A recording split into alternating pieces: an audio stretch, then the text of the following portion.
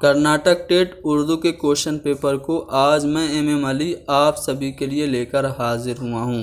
ये video CTET के लिए भी बहुत इम्पोर्टेंट होने वाली है। क्यों? क्योंकि कर्नाटक टेट और सीटेट का सिलेबस लगभग एक जैसा है।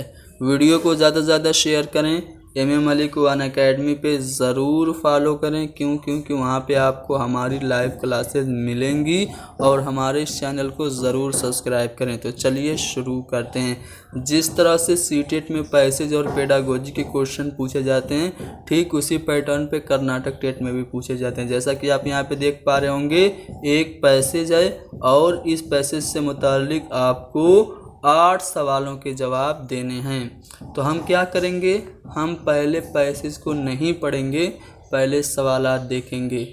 क्यों? क्योंकि जब हम पहले ही सवालात देख लेंगे तो सवाल हमारे जहन में बैठ जाएंगे, जहन नशीन हो जाएंगे और उसके बाद सवालात को जहन नशीन कर लेने के बाद जब पैसेज पढ़ेंगे तो पैसेज पढ़ते ही सवालों के जवाब मिलते चले जाएंगे।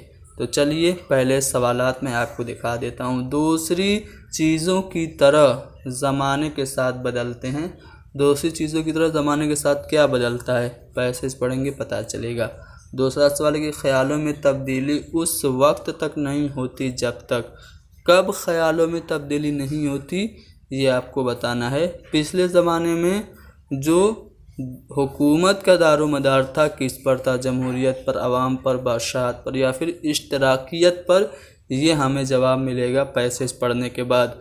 लेकिन हम पहले क्वेश्चन इसलिए देख रहे हैं ताकि क्वेश्चन हमारे ज़हन में बैठ जाए और पैसेज पढ़ते ही हमें जवाब मिलते जाएं। अगला है दौरे कदीम में तरक्की का दारोमदार कुछ हद तक इन पर मुनहसिर था। किन पर मुनहसिर था? मुश्तरका ख़ानदानों पे, सरमायादारी पे, बादशाहत और जागीरी पे या फिर ज़मींदारी पे। अगला है 1857 के इनकलाब का मतलब क्या था। जो 1857 में आपका क्रांति हुई थी उसका मतलब बगावत था, तहरीक आज़ादी की इब्तिदा थी, बाहमी नफ़रत या फिर मुत्तहदा जद्दोजहद थी। क्या थी? आपको 1857 के इनकलाब का मतलब। अगला 16वीं सदी में गैर मुल्की बाशिंदों की हिंदुस्तान में आमद की वजह। जिस तरह से पुर्तगाली आए, फिर अंग्रेज़ आए, डच आए, तो क्यों आए थे? तिजारत के लिए, खेल कूद, तालीम या हुकूमत के लिए। इक़्तिबास में इस्तेमाल ज़िंदगी का ढांचा, इसका मुराद क्या है? लफ्ज़ गदर का मतलब क्या है? ये सभी सवाल आपको इस पैसेज से हल करने हैं। तो चलिए अब पैसेज भी देख लेते हैं। पैसेज में कहा जा रहा है कि दीगर ख़यालात की तरह अदब के लिए भी ये बात सही है कि वो ज़माने के साथ बदलता रहता है। अब देखिए ज़माने के साथ बदलना, ठीक है, ये आपको पहले ही क्वेश्चन में पूछा गया है।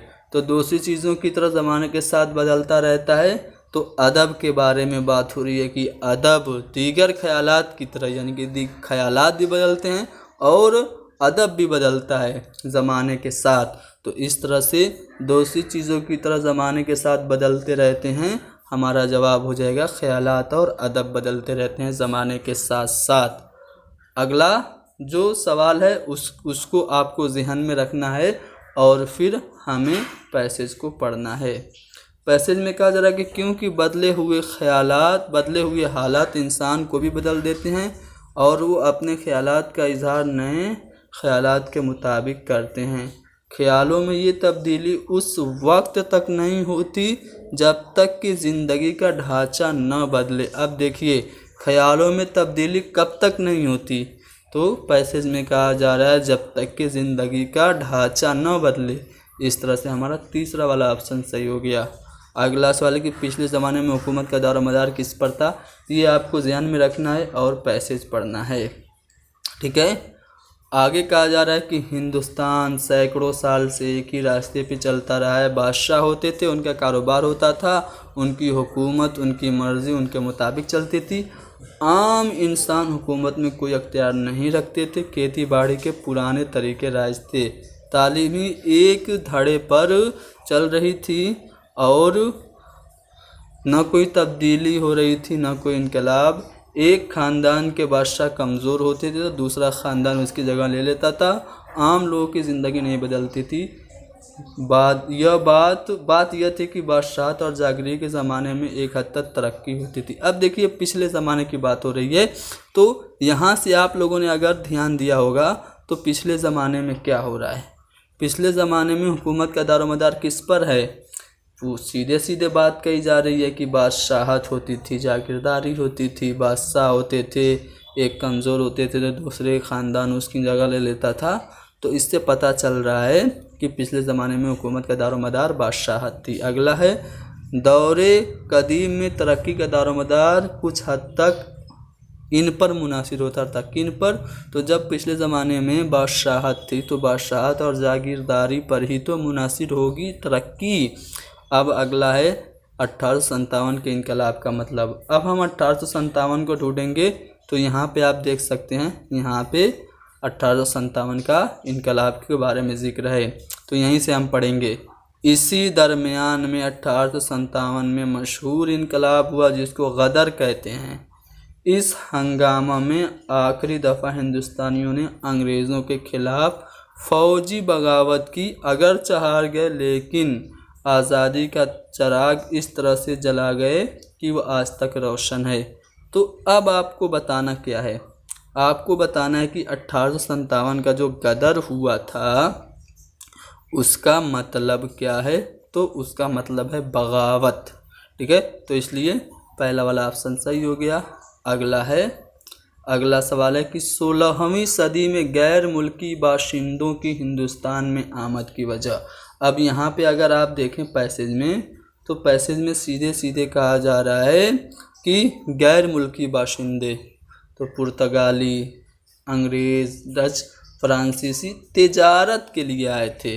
तो इस तरह से आप कह सकते हैं कि गैर मुल्की जो बाशिंदे थे वो आए थे 16वीं सदी में, किस लिए, तिजारत के लिए हिंदुस्तान आए थे। अब चलिए इक़्तिबास में इस्तेमाल ज़िंदगी का ढांचा से क्या मुराद है, तो मैं आपको पहले इक़्तिबास दिखा देता हूँ। आप देख सकते हैं इसमें कहा जा रहा है कि इंसान की, कहाँ पे है, ख़यालों में तब्दीली उस वक्त तक नहीं होती जब तक ज़िंदगी का ढांचा न बदले। तो ज़िंदगी का ढांचा न बदले इसका मतलब क्या हुआ, ज़िंदगी गुजारने का तरीक़ा न बदले। तो इस तरह से हम कह सकते हैं कि आपका जो जवाब होगा वो ये होगा कि ज़िंदगी का ढांचा से मुराद है तर्ज़ ज़िंदगी, ज़िंदगी का तरीका। लफ्ज़ गदर का मतलब पूछा जा रहा है, तो लफ्ज़ गदर का मतलब है बगावत। ठीक है, चलिए आगे बढ़ते हैं। एक और पैसेज है जो कि नज़्म से मुताल्लिक़ है, इसको हम पढ़ते हैं, फिर इससे मुताल्लिक़ आपके 9 से 15 तक के जो सवालात हैं उनका जवाब ढूंढेंगे। चलिए, जो हैं शहीद उनका बदिल एहतराम कर, पेश उनकी बारगाह में नज़रे सलाम कर, शीरनी कलाम से हर तरह काम ले, लुत्फ़ो करम से अपने ज़माने को राम कर। ज़माने को राम करना यानी कि ज़माने को अपना हमनवा बना लेना। दुश्मन भी काँप उठे तेरे फरते रोब से, पैदा तू अपने वास्ते ऐसा मुकाम कर, इस्लाम दे रहा है मसावात का सबक। मसावात मतलब होता है बराबरी, ठीक है, समानता, इक्वलिटी। तू पेश, इस्लाम दे रहा है मसावात का सबक, तू पेश सबके सामने इसका निज़ाम कर, भेड़ों की तरह जीने को हरगिज़ न कर पसंद, शेरों की तरह जी के ज़माने में नाम कर। अब देखिए कहते हैं ना, एक मिसाल है कि एक दिन शेर की तरह जी लो, 1000 दिन भेड़ों की तरह मत जियो। तो वही बात यहाँ पे कही, भेड़ों की तरह जीने को हरगिज़ न कर पसंद, शेरों की तरह जी के ज़माने में नाम कर, बदख्वाह को भी अपनी मोहब्बत का दर्स दे, दिल सोजियों को सबकी निगाहों में आम कर, देनी पड़ी जो जान भी इस्लाम के लिए, हिम्मत न हार, नोश शहादत का जाम कर। अब देखिए पूरी नज़्म से आपको क्या मिल रहा है, बहादुरी की बात हो रही है। ठीक है, एहतराम कर, दुश्मन काँप उठे तेरे फरते रोब से, ठीक है, भेड़ों की तरह नहीं शेरों की तरह जी, ठीक है, और जान भी देनी पड़े इस्लाम के लिए, तो नोश शहादत नोशे शहादत का जाम कर ले। ठीक है, तो यहाँ पे आपको बहादुरी दिख रही है। ठीक है, यही सवाल आपसे पूछा जा रहा है कि इस नज़्म का कोई उन्वान होता तो यूँ होता, क्या होता? बहादुरी होता। इस नज़्म के शायर कौन हैं? आप लोग कमेंट करके बताएंगे कि ये जो नज़्म आपके सामने थी इसके शायर कौन हैं, कमेंट करके आप बताएंगे।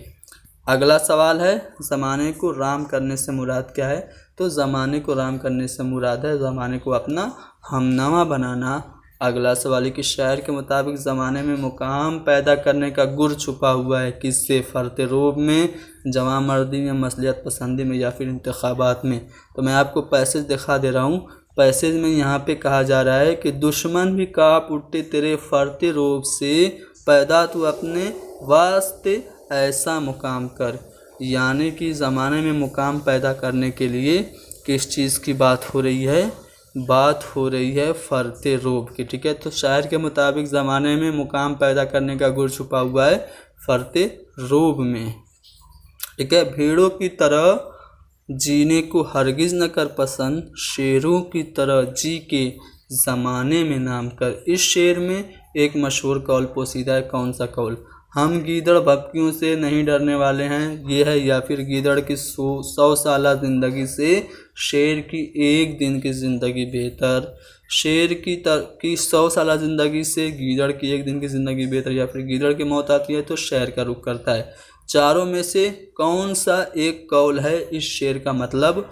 तो भेड़ों की तरह हरगिज़ न जीना पसंद कर बल्कि शेरों की तरह जी। इसका मतलब ये हुआ कि गीदड़ की 100 साला ज़िंदगी से शेर की एक दिन की ज़िंदगी बेहतर है। तो दूसरा वाला ऑप्शन सही हो गया। ठीक है, नज़्म में लफ्ज़ मुसावात का मतलब क्या है? मुसावात यानी कि इक्वलिटी, बराबरी। तीसरा वाला ऑप्शन बद खा का ज़िद खैर खा हो जाएगा। ठीक है, बद खा यानी बुरा चाहने वाला, उसका उल्टा खैर खा अच्छा चाहने वाला। तो तीसरा वाला ऑप्शन सही हो गया। ठीक, चलिए अब हम आएंगे पेडागोजी के सवालात पर। पहला सवाल ये पेडागोजी का कि हमारे ख़यालात, जज्बात, तअस्सुरात को दूसरों तक मुंतकिल करने और तरसील करने का अहम ज़रिया है। हम अपने थाट को दूसरों तक अगर एक्सप्रेस करना चाहते हैं तो कैसे करेंगे? बाई लैंग्वेज ही तो करेंगे, बोल के ही तो करेंगे। तो विचारों को आदान प्रदान करने का तरीका जो है वो भाषा है, ज़बान है। तो इसलिए चौथा वाला ऑप्शन आपका सही हो गया। लफ्ज़ उर्दू से क्या मुराद है? तो उर्दू जो है वो तुर्की ज़बान का लफ्ज़ है जिसके मानी हैं लश्कर के। ठीक है, उर्दू के मानी क्या हैं? लश्कर के हैं। अगला सवाल यह है कि ज़बान की तदरीसी महारतों की सही तरतीब क्या है? अब देखिए जो लैंग्वेज स्किल हैं वो 4 हैं, LSRW, यानी कि listening skill, speaking skill, reading skill and writing skill. यानी कि सुनना को हम क्या कह सकते हैं? समाअत कह सकते हैं। स्पीकिंग यानी कि बोलना। ठीक है, तीसरा जो है वो आपका है रीडिंग यानी कि पढ़ना। ठीक है, और चौथा जो आपका है वो कौन सा है? चौथा आपका है राइटिंग यानी कि लिखना।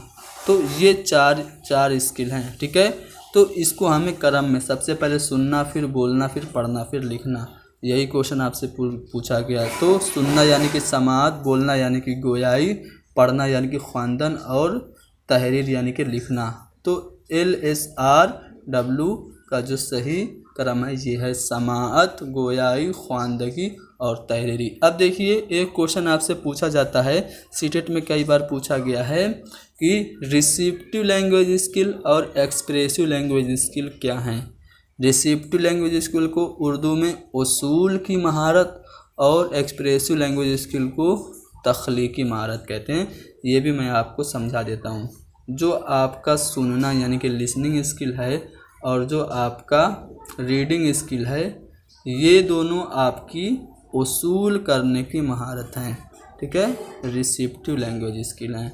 और उसके बाद अगर मैं बात करूँ तो आपका जो बोलना है और लिखना है, बोलना यानी कि स्पीकिंग और राइटिंग लिखना, ये दोनों जो है वो आपकी तख्लीकी महारत है। बढ़ते हैं अगले सवाल पे। पहली जमात के तलबा के लिए ज़बान की तदरीस में कारआमद है।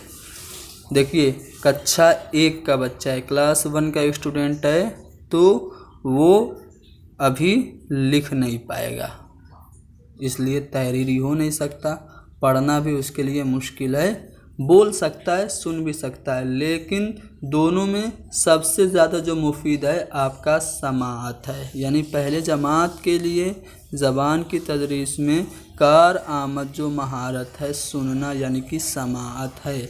अगला सवाल है कि दुश्मन का गैर मुतरादिफ यानी कि दुश्मन का अपोजिट एंटोनिम से क्या होगा?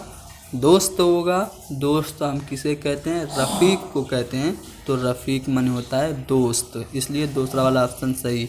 अगला सवाल कि उर्दू उस्ताद के नमूने की बुलंद ख़ानी के औसाफ की सही तरतीब।